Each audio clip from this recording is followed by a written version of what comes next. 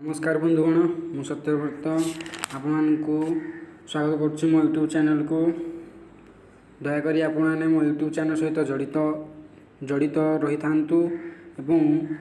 आम channel T को subscribe like and share करूँ और पाखरे थिबा बेल आइकन टी को क्लिक करूँ जहाँ प्रथम आपण पाखे आमर ये वीडियो प्रथम पहुँची पार।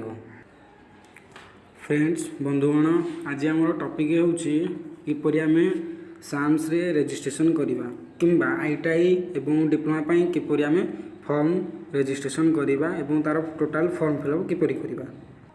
चलंतु फ्रेंड एबे तार प्रोसेस किपरि करिबा।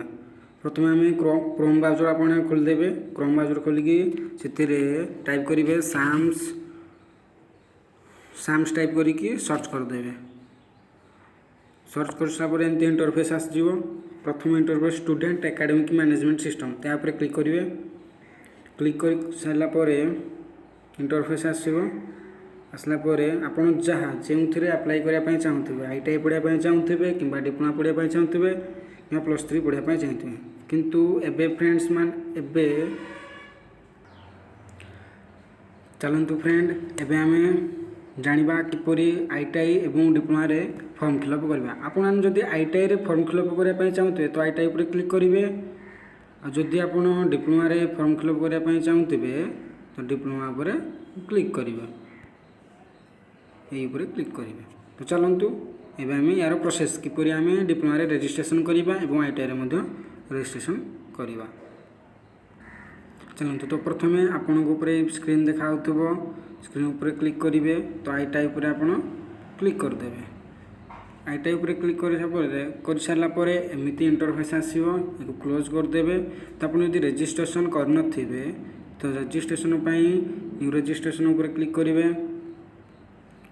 यदि आप रजिस्ट्रेशन कर सारे तेबे आप स्टूडेंट लॉगिन ऊपर क्लिक करेंगे। तो देखंतु आम रजिस्ट्रेशन करिवार अछि तो सेटा आम रजिस्ट्रेशन करबा। मु प्रथमे न्यू रजिस्ट्रेशन ऊपर क्लिक करूची। न्यू रजिस्ट्रेशन क्लिक करा पर न्यू यूजर रजिस्ट्रेशन मागिबो। देखंतु नेम ऑफ द स्टूडेंट आपन को नाम लिखिबे। मु करूची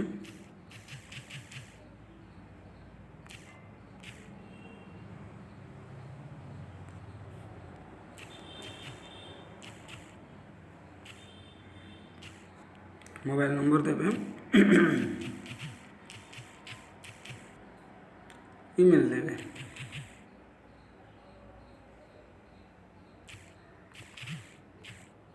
जेनेरेट ओटीपी करेंगे। तो जेनेरेट ओटीपी कर सारा आपणकर मोबाइल रे गोटे ओटीपी जीव एंटर वेरिफिकेशन कोड जीव जहाँकि मोर ऊपर शो करुच्ची पासवर्ड गोटे जीव वेरीफाए करेंगे। आप देखु फ्रेंड मु ओटीपी और पासवर्ड दे देछि। या पर मु सबमिट ऊपर क्लिक करुच्ची। सबमिट ऊपर क्लिक कर सारा आपन you have successful registered okay okay ऊपर क्लिक करेंगे। देन आपनकर मोबाइल नंबर और पासवर्ड या पर इंटरफेस आसो स्टूडेंट लॉगिन आपन लॉगिन करेंगे। निजर मोबाइल नंबर देबे और पासवर्ड देबे एंटर कैप्चर जहाँ देखुंत से जो कैप्चर अच्छी से आप इंटरफेस देखुंत। तो मोबाइल नंबर ये देबे पासवर्ड ये देबे एवं ये जो कैप्चर देखुंत कैप्चर को ये पूरण करेंगे। पूर्ण जानी रखिले फ्रेंड। तो पूर्ण कर सारा आपड़ ये सिंगिन करदे।